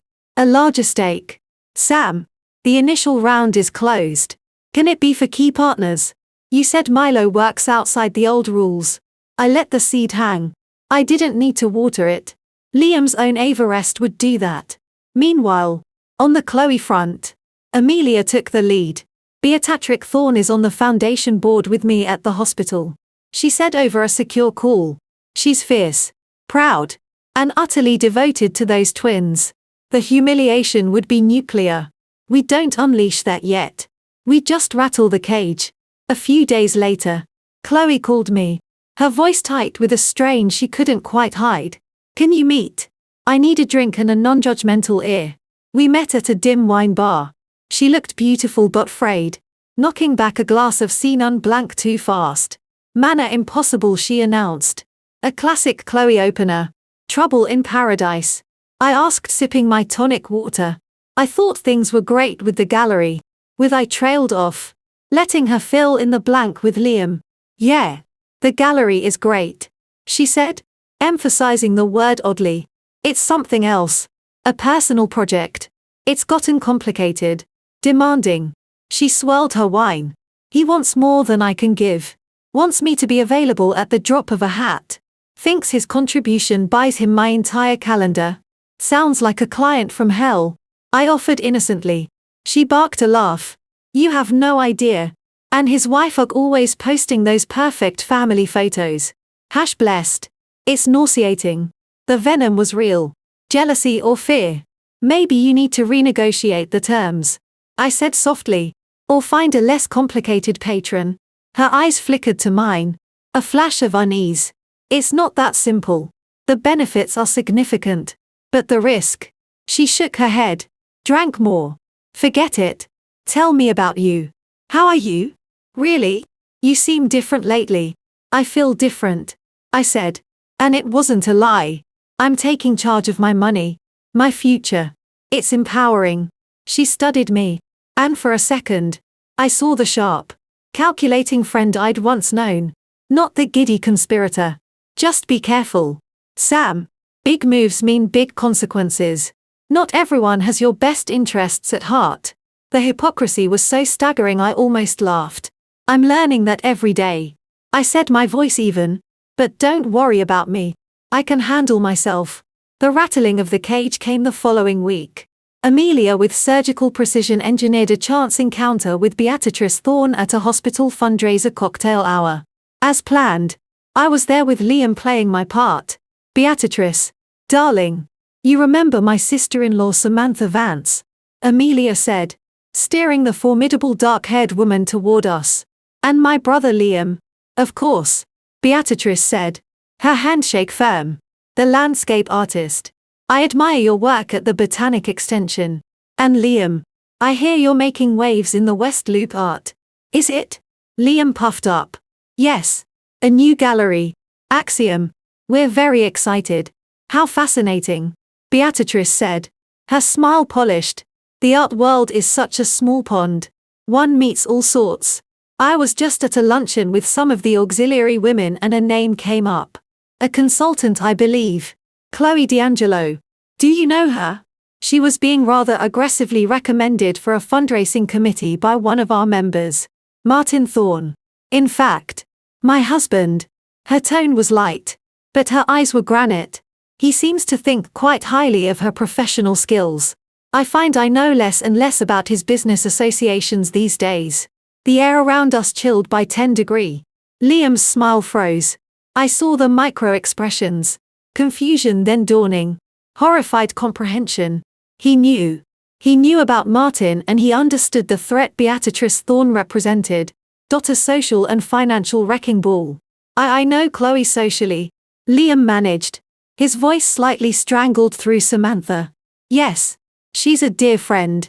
I added smoothly, watching the car crash in slow motion behind Liam's eyes. So talented, but terribly busy. I imagine a fundraising committee might be too much for her.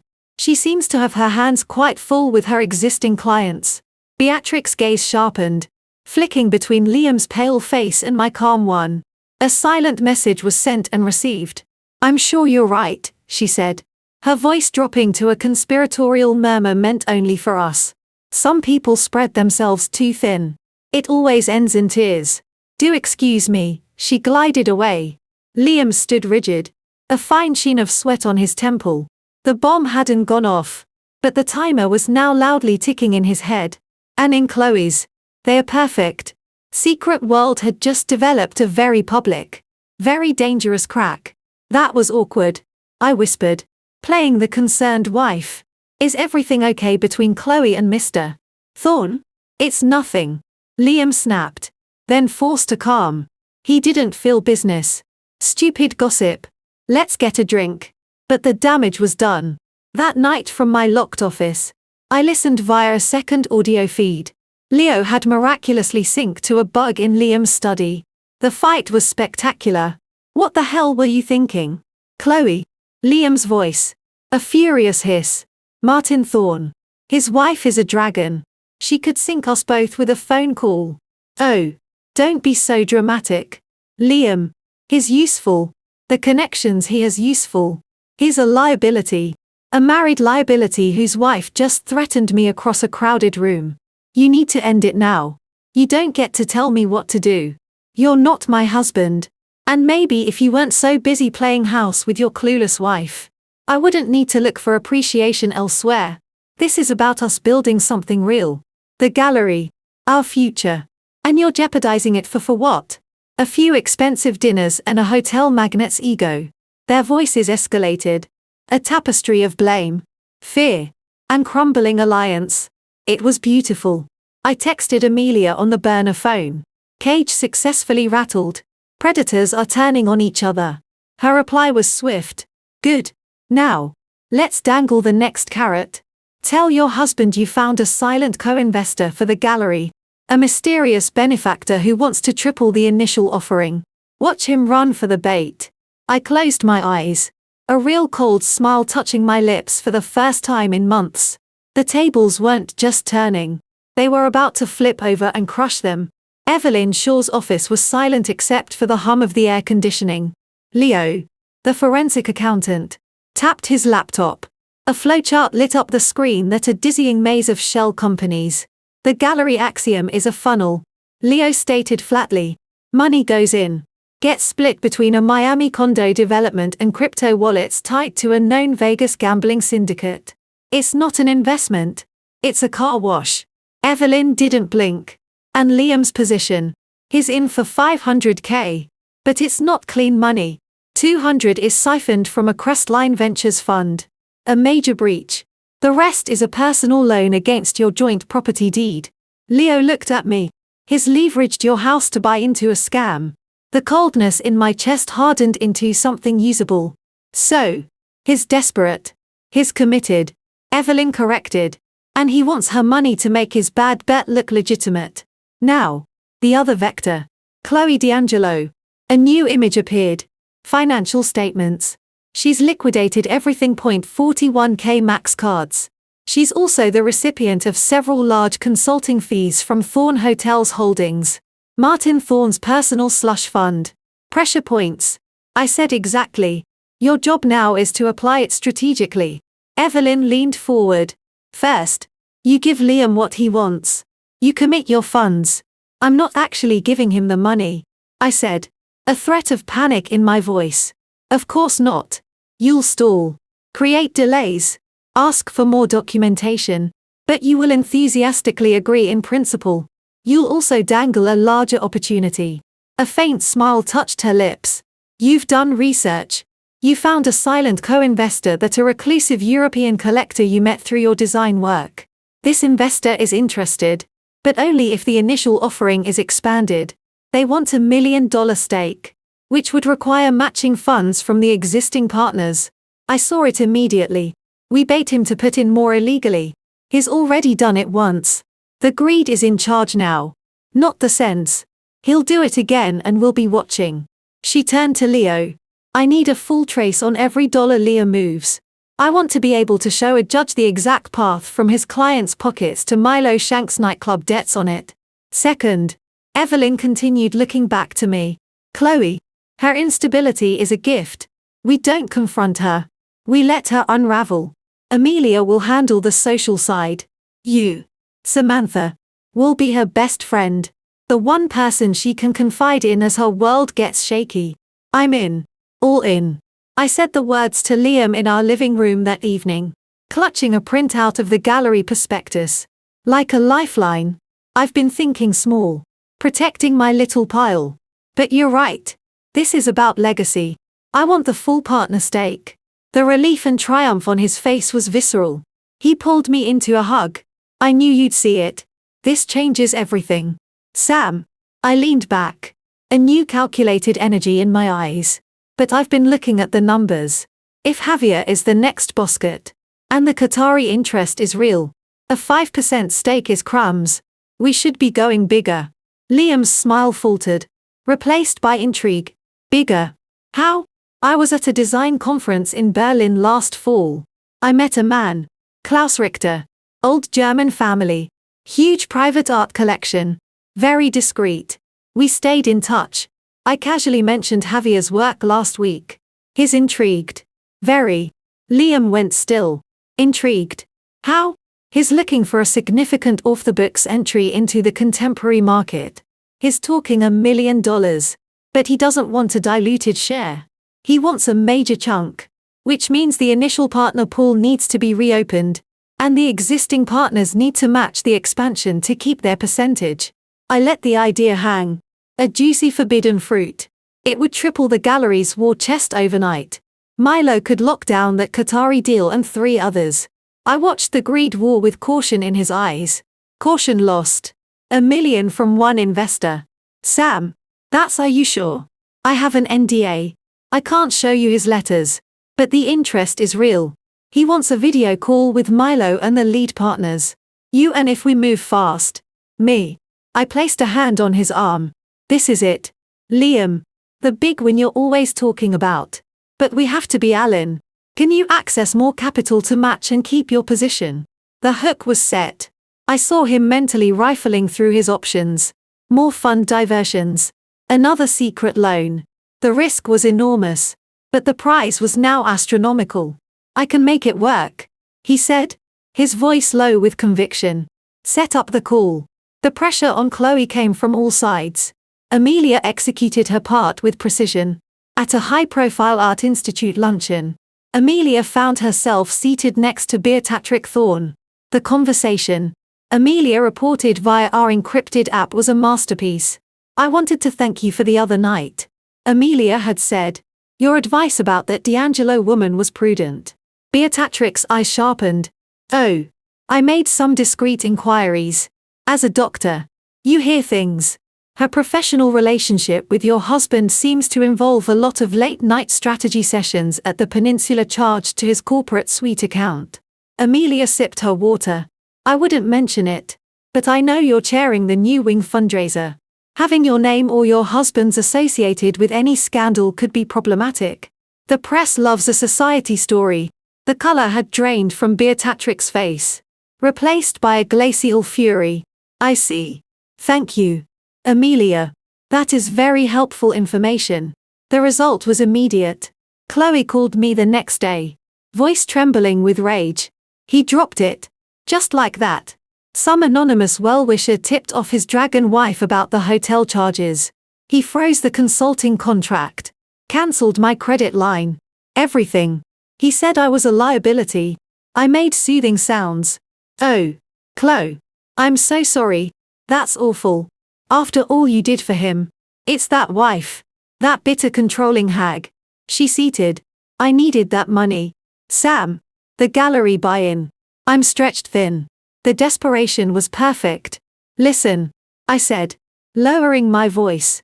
Don't say anything to Liam yet. But there might be a bigger play coming. A huge new investor. It could mean our shares multiply in value. Just hang on a little longer.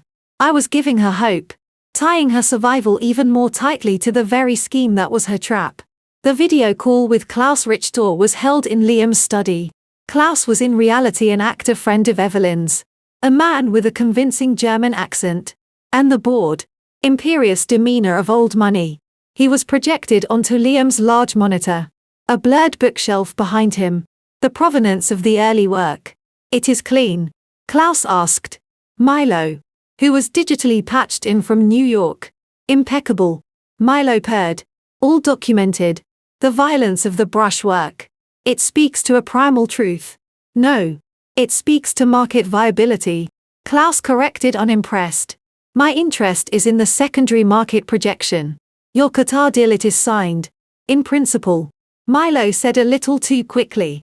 Principles do not interest me. Contracts interest me. Klaus' gaze flicked to Liam. Haynes. You are the operational lead. You can secure the matching funds from your partnership to expand the offering. €11 million minimum. Liam, sweating slightly in his crisp shirt, nodded. We can. I'm finalizing the commitments now. He shot me a look. I gave him a confident nod. Good. I do not like delays. Send the revised partnership agreement to my lawyers by end of week. My funds are ready. The screen went black. The room erupted in silent tension. Milo's face still on screen was a mask of avarice. Liam. My friend. This is it. The launchpad. Get those funds locked down. I'll have the new papers drawn up. When the call ended, Liam turned to me, his eyes blazing. Did you hear that? My funds are ready. We need to move now. I'll need your transfer by Friday to show good faith. Of course. I said. I'll initiate it tomorrow. The lie was effortless. My real money was already safely dispersed. Thanks to Leo. The transfer I'd initiate would hit a fraudulent account designed to bounce after a 48-hour delay, giving us more time. That night, the argument from Liam's study was louder, more desperate. I listened through the audio feed. You have to find the money. Chloe Klaus is ready to wire 7 figures. This is the tide that lifts all boats. But we need to be in the damn water. Liam's voice was strained. From where? Liam? Martin is gone. My cards are maxed. You said this would be easy. You said Samantha's money would cover the first round and we'd be set. Chloe was nearing hysteria. It will. But this is bigger. This is life-changing. Sell the jewelry. The car. I don't care. Call in every favor.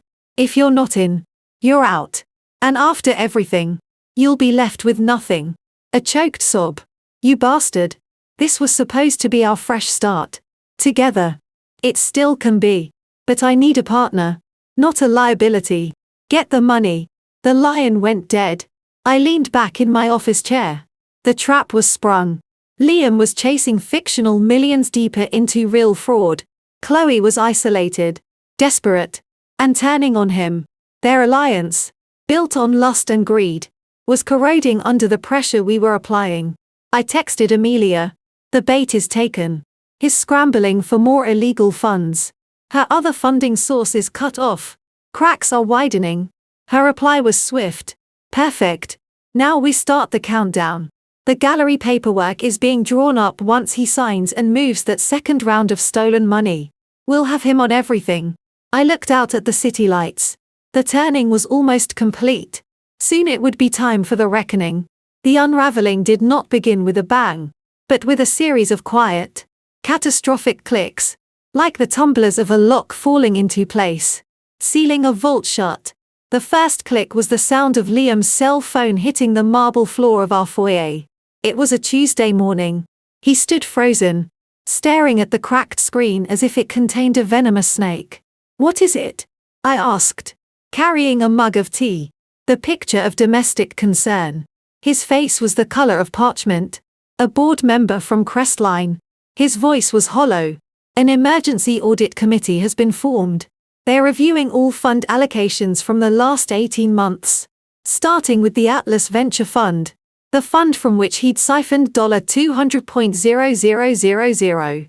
The panic in his eyes was raw, and tempered by his usual golden boy charm. This wasn't social embarrassment. This was professional and legal annihilation. "But your investments are solid," I said, feigning confusion. "Can't you just show them the gallery paperwork? The projected returns?" A bitter, ragged laugh escaped him. "The paperwork for a gallery that hasn't sold a single painting to a board that thinks alternative assets mean timber and gold. Not paintings by a guy named Javier who smells like turpentine and regret." He ran a shaking hand through his hair. "I need that Qatari deal to close today. I need Klaus money to hit the account. I need something to show them. It'll happen," I soothed, placing a hand on his arm. He flinched. "You're Liam Vance. You make things happen." He looked at me, and for a fleeting second, I saw not my husband, but a trapped, desperate animal. Then the mask of control snapped back, brittle and thin. "Yeah, I do. I'll handle it." He grabbed his briefcase, leaving the broken phone on the floor. Click. The second click was the sound of a champagne flute shattering against the limestone hearth in Chloe's loft. I was there, having answered her desperate wine-soaked summons. "He's ghosting me," she shrieked, pacing like a caged panther. "Milo. The great Milo Shank. His assistant says he's in meetings about the Qatari consolidation. For 3 days. He won't return Liam's calls either." I sat calmly on her white sofa, a stark contrast to her unraveling. "The pressure must be immense," I said with a deal that size. "It's a lie," she spat, turning on me. Her beauty was twisted with fury and fear. "Don't you see? It's all smoke. Liam's being investigated. My money is gone. Martin's wife is having me followed by a private investigator. I saw the car and our savior artist is a junkie who hasn't picked up a brush in a month." I let the shock show on my face. "Javier isn't painting. He's in rehab in Sedona for the 3rd time. Milo's been showing the same 6 paintings to every sucker from here to Doha." She collapsed into a chair, her anger dissolving into shuddering sobs. "I'm ruined. Sam. Completely ruined. And Liam. He just keeps saying, 'Hold on. The money's coming.' But it's not coming. It was never coming." This was the moment. The crack I needed to pry open. I moved to sit beside her, not touching her. "What do you mean? It was never coming?" She looked at me with red-rimmed, utterly lucid eyes. The veil of avarice had lifted, leaving only bleak clarity. The gallery. It was always at a structure. A way to move money. Liam knew. He told me it didn't matter if Javier ever painted again. The value was in the partnerships, in the flow of capital. My job was to help bring in partners. Your nest egg, was the anchor. The legitimate money that would make the whole thing smell clean. The confession, so blunt and weary, landed between us. I didn't have to feign my stillness. "He used you to get to me." A single harsh sob. "And I let him. I wanted what you had. The life. The stability. Him. I thought if we took your safety net, you'd be smaller, less perfect, and he'd finally see me as the partner he needed." She wiped her nose with the back of her hand, a grotesquely childish gesture. "I'm so sorry, Sam. You have no idea." The apology was worthless, but the confirmation was priceless. I had her voice on the recorder in my bag detailing the fraud. "What are you going to do?" I asked softly. "I don't know. Run. Maybe. I have a friend in Costa Rica. But I need money to get there. Her eyes desperate. Locked onto mine. You haven't wired your investment yet. Have you? The transfer is processing. I lied. It's tied up for a few more days. I saw the calculation in her eyes. Could she get to it first? The alliance was not just broken. It was pulverized. She'd sell out Liam in a heartbeat now and probably try to screw me on the way out. Click. The third click was the soft tap of Amelia's finger on a manila folder resting on her dining table. I sat across from her. The city lights blurring behind her. She looked calm. Satisfied. The board audit is real, she said. My cardiologist friend is married to the head of the audit committee. They found the diverted $200,000 in about 5 minutes. They're now tracing the personal loan he took against the house. They've frozen his partnership drawer and restricted his access to all funds. He is for all intents and purposes bankrupt at Crestline and legally exposed. What about the second round, the money for Klaus? He tried yesterday. He attempted to wire another $150,000 from a different smaller venture fund. The transfer was flagged and blocked by the new safeguards the board put in place. He's locked out. She opened the folder. But we have the attempt. A clear documented act of fraud after he was already under investigation. Evelyn says it's the nail in the coffin for any criminal negligence defense. I let out a breath I didn't know I was holding. And Chloe Beatrice Thorne is a woman of action. The private investigators report. Photos of Chloe and Martin at the Violet Hour. Hotel lobby shots. Credit card statements that was delivered to Martin's office with copies to the boards of the Symphony and the Art Institute. His consulting contract with Chloe is being portrayed as a personal misappropriation of funds. His disavowing all knowledge of her. Blaming her for manipulative invoicing. He'll survive. But his reputation is tarnished. Hers is ashes. She's been quietly blacklisted from every gallery, PR firm and charity board in the city. The silent treatment. Social death. It was brutal. Efficient. And exactly what we'd planned. So, they're finished financially and socially. Yes. But there's one more piece. Amelia slid a single sheet of paper toward me. It was a copy of an old typed letter. I went to see our parents yesterday. I told them I was worried about Liam. That I'd heard rumors about the gallery being a scam. That he was in legal trouble at work. My father, of course, blustered. Liam's a smart boy. He'll land on his feet. My mother was worried. What did you do? I asked if they'd ever wondered why I drifted away. Why I never brought anyone home for holidays. And then I gave them this. She tapped the letter. A copy of the petition Liam drew up with a family lawyer to have me declared incompetent. The one he presented to them when we were in our 20s. I'd kept a copy all these years. I asked them to read it. To really read the language. The cold, calculated way their son described his sister as a hysterical, unstable burden. I could imagine the scene. The plush, silent living room. The terrible truth settling like dust. My mother cried. My father got very quiet. Then he asked, "What do you want us to do?" Amelia's smile was thin, devoid of joy. I told them I didn't want anything, but that they should know the man they championed was the same man who tried to destroy me and was now in the process of destroying his wife. I told them about the video, about Chloe, about the gallery scam targeting Samantha's life savings. I didn't ask for their support. I simply presented the evidence and then I left. The strategic genius of it took my breath away. She hadn't demanded they choose. She had forced them to see the truth and then removed herself, leaving them alone with the wreckage of their favoritism. They would have to come to terms with it on their own. And any defense of Liam would now be a conscious betrayal of both of their children. They'll call him. I said let them. It will be a conversation filled with a disappointment he's never faced. A withdrawal of the unconditional support that's always been his safety net. It will terrify him more than the board audit. She closed the folder. The web is complete. Samantha there entangled, isolated, and bleeding out. The only thing left is to decide how and when to make the final cut. I looked at the documents at the cool certainty on Amelia's face. The hollow ache of betrayal was still there, but it was now filled with a cold, Formidable power. Liam and Chloe were in free fall, grasping at each other, only to find the other was just empty air. Evelyn says, "We have everything we need for the divorce. Criminal charges against Liam are likely, but that's for the DA. Our goal is your freedom, your assets, and your reputation." Amelia leaned forward. "The question is, do you just want to let them fall? Or do you want to be there to see the landing?" I thought of the video, of their laughter in my bed, of the cold, calculated way they'd plotted to reduce me to nothing. Letting them fall in the dark wasn't enough. They needed to see my face when they hit the ground.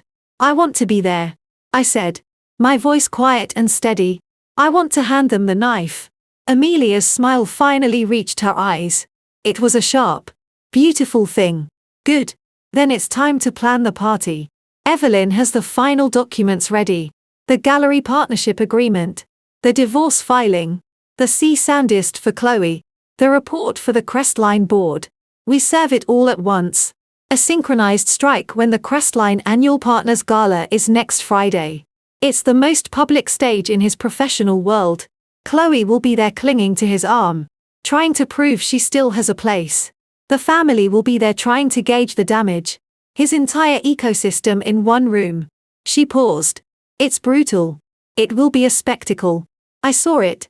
The crystal chandeliers, the black ties, the clink of fine china. The moment the perfect facade was vaporized. Yes, I heard myself say that's exactly where it should happen. The final click was the sound of my own resolve, locking into place. The unraveling was over. Now came the reckoning. The grand ballroom of the Chicago Peninsula Hotel was a cathedral of wealth and influence. Crystal chandeliers cast a shimmering light over a sea of black tie and designer gowns. The air hummed with the low, confident murmur of deals being acknowledged, alliances being affirmed.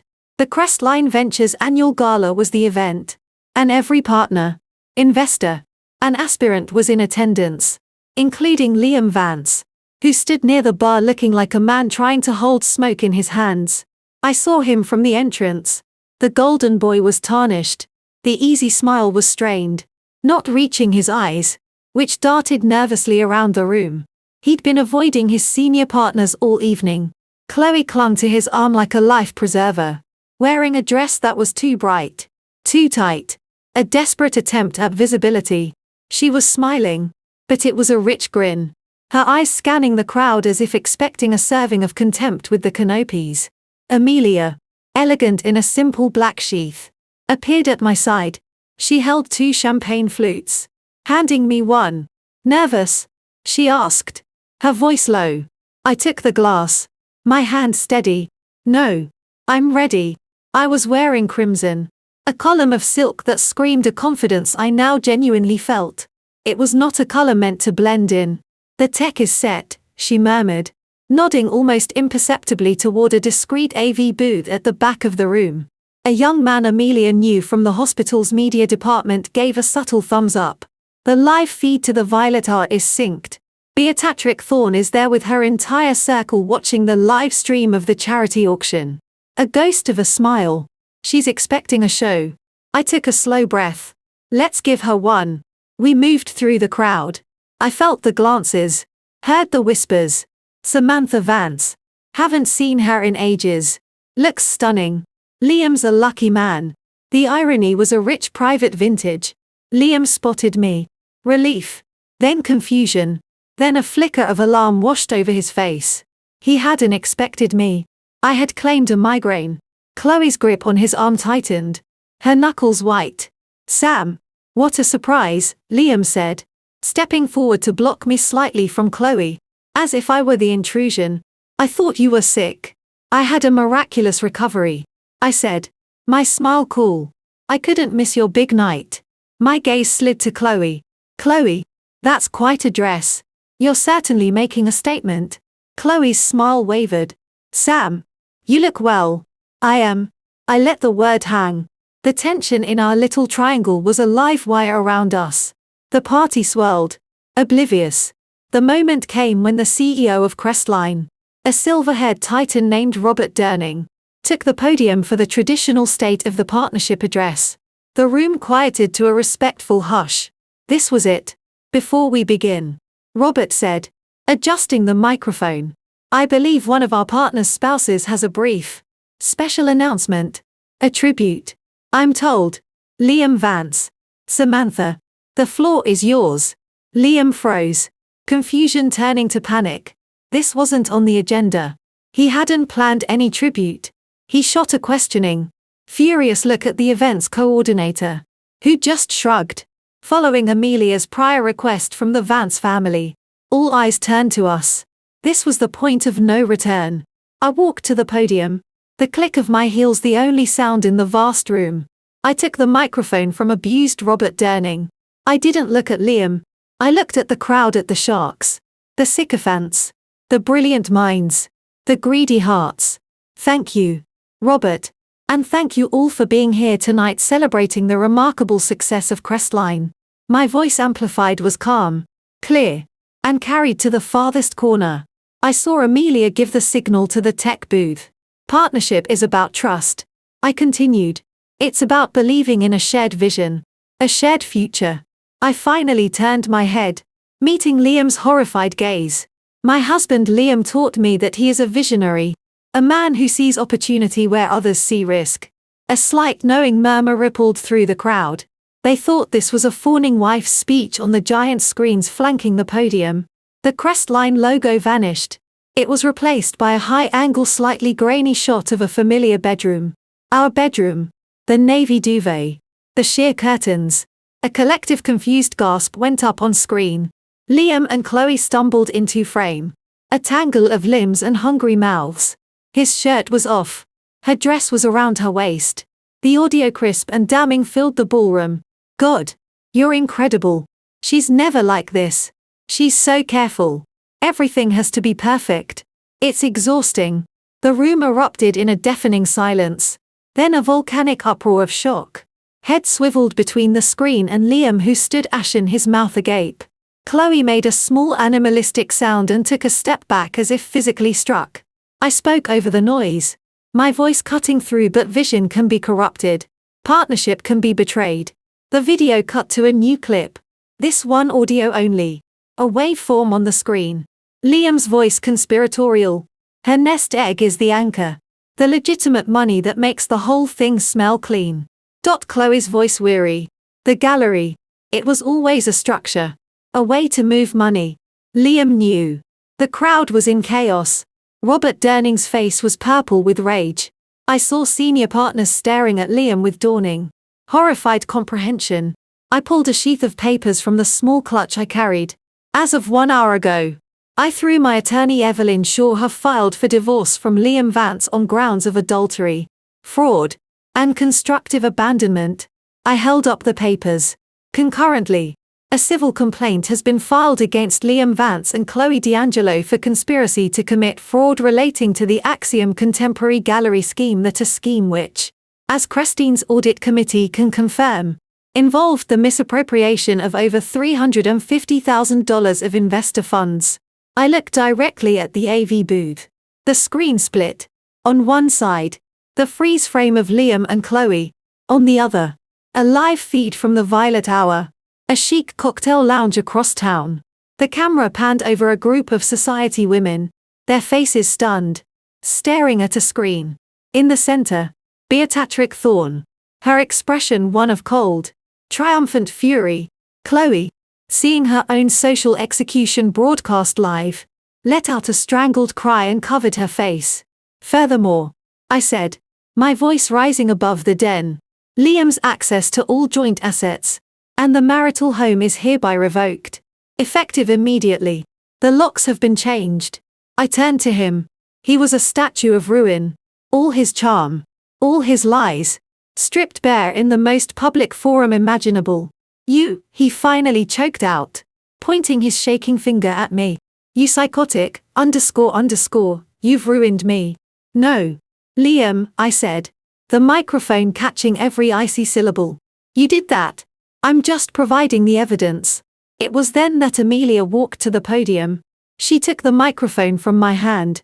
The room, mesmerized by the carnage, fell silent again. My name is Dr. Amelia Vance, she said, her voice the calm authoritative tone of a physician delivering a terminal diagnosis. Liam is my brother. A ripple of surprise. For decades, I have watched him manipulate, deceive, and harm those who trusted him, protected by a facade of charm and familial enablement. I remained silent too long. I will not be silent today. Samantha Vance is a victim of profound betrayal. Not just marital but financial and psychological. She has shown a courage and resilience he is incapable of understanding. I stand with her unequivocally, and I call upon anyone else in this room or in this family who has been harmed by his actions to find their voice now.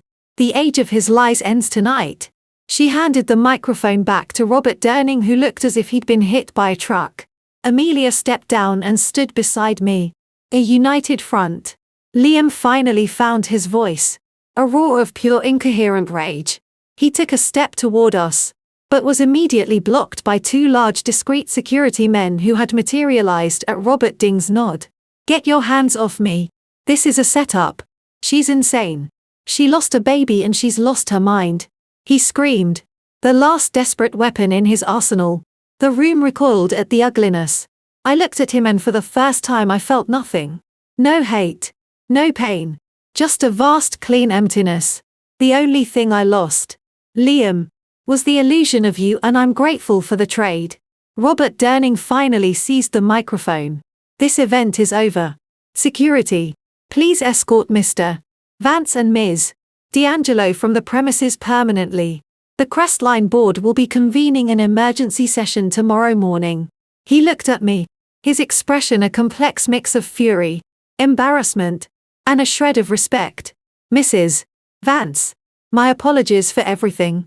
As security led a sputtering broken Liam and a sobbing shattered Chloe through the parted staring crowd, the noise rose again, that a cacophony of gossip, speculation, and horrified delight.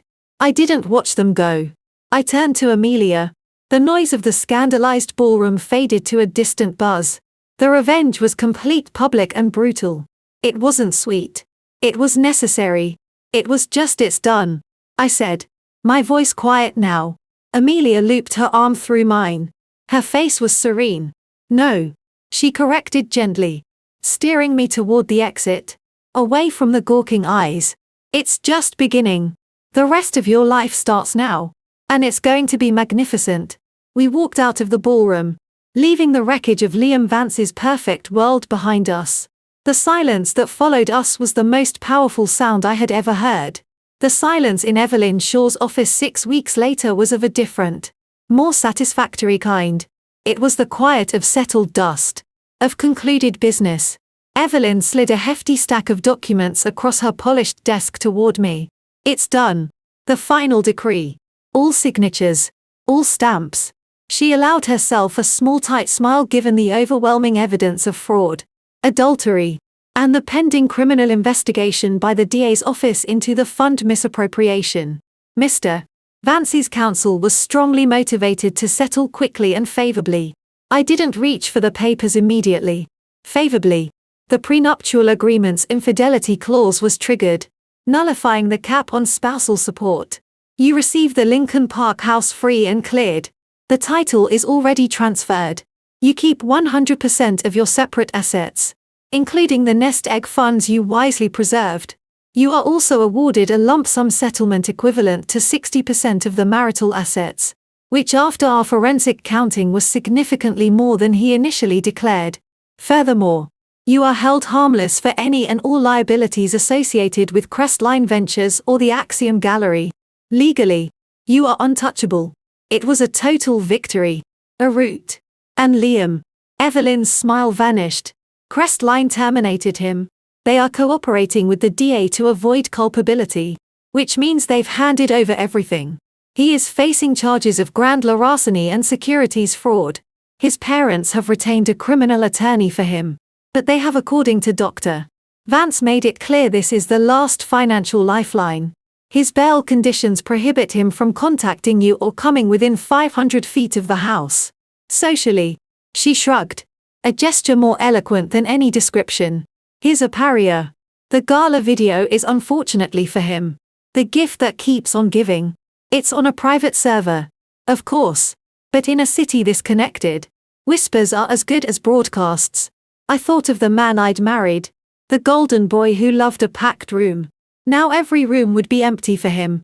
And Chloe Beatrice Thorne is not a woman who does things by halves. She filed for divorce from Martin Thorne, citing adultery and financial malfeasance. As part of their settlement, Martin was required to publicly disavow any fraudulent consultancy and cooperate in any action against Miss D'Angelo. Chloe was served with a civil suit from the Thorne Family Trust for the return of all consulting fees plus punitive damages. She has also been named in the DAE Gallery investigation as a co-conspirator. Last I heard, she'd fled to Costa Rica as predicted. But her funds are frozen. It's not the sanctuary she imagined. There was no triumph in hearing it. Just a cold, final sense of balance. They had chosen a path of betrayal and exploitation. This was its natural terminus. Thank you, Evelyn, for everything. It was a privilege. Samantha, you were an ideal client. Clear, decisive, and followed instruction. She stood, signaling the end. Go build your new life. And if you ever need to draft a bulletproof prenup for a future endeavor, you have my number. I laughed. A real unburdened sound. I think I'll be keeping my assets to myself for a good long while. The house was too quiet. Too full of ghosts. I had already begun packing. Donating anything that held the echo of Liam's taste or our shared pretense. The for sale sign would go up next week. The garden in the back. My one true creation in this place was in full summer bloom. I was sitting on the stone bench watching a bee dive into a coneflower when Amelia found me. She carried a bottle of chilled rose and 2 glasses. I thought this might be more appropriate than scotch, she said, sitting beside me. A toast? I asked. To ashes, she said, pouring. And to what grows from them? We clinked cleared glasses. The wine was crisp, dry, perfect. How are you? She asked, not looking at me, watching the garden. I don't know yet. I answered honestly. Quiet, tired, not sad, just processing. It feels like recovering from a long, debilitating illness. The fever has broken, but I'm not strong yet. Strength will come. You've already done the hardest part. She sipped her wine. I spoke to my mother yesterday. I turned to her. The Vance family dynamics were a minefield I'd been happily excused from. She asked about you. How you were. She said she was sorry for not seeing. For not listening. Amelia's voice was neutral. Reporting facts. My father couldn't bring himself to say the words. But he asked if he needed anything. It's a start. A very, very late one. But I'll take it. What about you and them? She shrugged. We're speaking. The ledger is now in the open. The fantasy of the perfect son is shattered. It changes the geography. It's not a reunion, but it's a truce based on reality. Finally, that's all I ever wanted. We sat in comfortable silence for a while, listening to the birds. The late afternoon sun warmed the stone. I've been thinking, I said, about that quiet, that hollow feeling after the spectacle. Evelyn gave me back my money, my house, my name, but she couldn't give me a purpose. Not a new one. And have you found one? I took a deep breath. This was the idea that had been forming in the wee hours. In the silence of the house. You helped me when no one else would. You saw the truth. And you acted. You had the resources, the knowledge, the sheer guts to do it. I looked at her. How many women don't have that? How many are staring at a version of Liam or a version of my shock with no Amelia Vance to hand them a burner phone and a plan? Amelia put her glass down, giving me her full attention. Go on. I have a house to sell. I have a significant settlement. I have time. You have connections, medical insight, the trust of other professional women. I leaned forward. I want to start a foundation. A small, agile, discreet one. We provide a network, not just legal referrals. We have Evelyn on retainer, but emergency housing, financial planning for women who need to secretly extricate themselves, therapy grants, forensic accounting. Thanks to Leo, a way to guide someone from that moment of frozen horror in the hallway to here to a stone bench in a garden they own. Amelia's eyes, those sharp, intelligent eyes, gleamed with a light I hadn't seen before. Not the light of battle, but of creation, a sisterhood of survival. She murmured, a practical one. No lectures, no pity, just resources and strategy. The kind you gave me. What would we call it? She asked, a smile playing on her lips. The Phoenix Trust, I said. The name had come to me fully formed. Rising from the ashes. Together. Amelia reached out and grasped my hand. Her grip was firm. Sure. I'm in 100%. We can use my condo as an initial administrative hub. I have a lawyer friend who can handle the 501c3 filing pro bono. And I know at least 3 major donors from the hospital board who would write checks to make this happen. Just despite the memory of my brother's scandal. The future which had seemed like a vast empty plain suddenly had a path. A purpose built from the wreckage. 3 months later, I stood in the raw sun-filled space of a loft in the West Loop. It was all exposed brick and soaring windows, overlooking a patch of neglected rooftop. My new design studio. The first project on my board was not a corporate plaza or a millionaire's backyard. It was the renovation plans for a small secure apartment building. The Phoenix Trust was in the process of acquiring it a safe house. My phone buzzed. A text from Amelia. Just left the DA's office. Liam's lawyer is pushing for a plea deal. Looks like 18 to 24 months. Minimum security plus restitution. He'll take it. Too much evidence. Want it to go away? I typed back. Let it. We have other things to build. Indeed. Dinner at 7. I have the architect's sketches for the safe house common areas. They're dreadful. We need you. I smiled. I'll be there. As I turned back to my drafting table, a notification popped up on my laptop. A new inquiry through my professional website. The subject line read, Consultation Healing Garden. I opened it. The client, a soft-spoken woman, detailed a small backyard for a home she'd just moved into after a difficult transition. She wanted a space for reflection, for strength, something that symbolized renewal. She'd been given my name by a friend of a friend at the hospital. It could have been a coincidence. It felt like a circle closing. I typed my reply offering a meeting and signed it. I have some ideas. I believe a garden more than almost anything teaches us that from even the most damaged ground, beautiful and resilient things can grow. I hit send and looked out at the Chicago skyline. No longer a backdrop to a life that wasn't mine, but a vista from a window I'd chosen for myself. The ashes had settled and in the fertile liberated soil they left behind, I was finally firmly planting my feet. The story wasn't about Liam or Chloe or even the revenge anymore. It was about the woman who remained, and she was just getting started.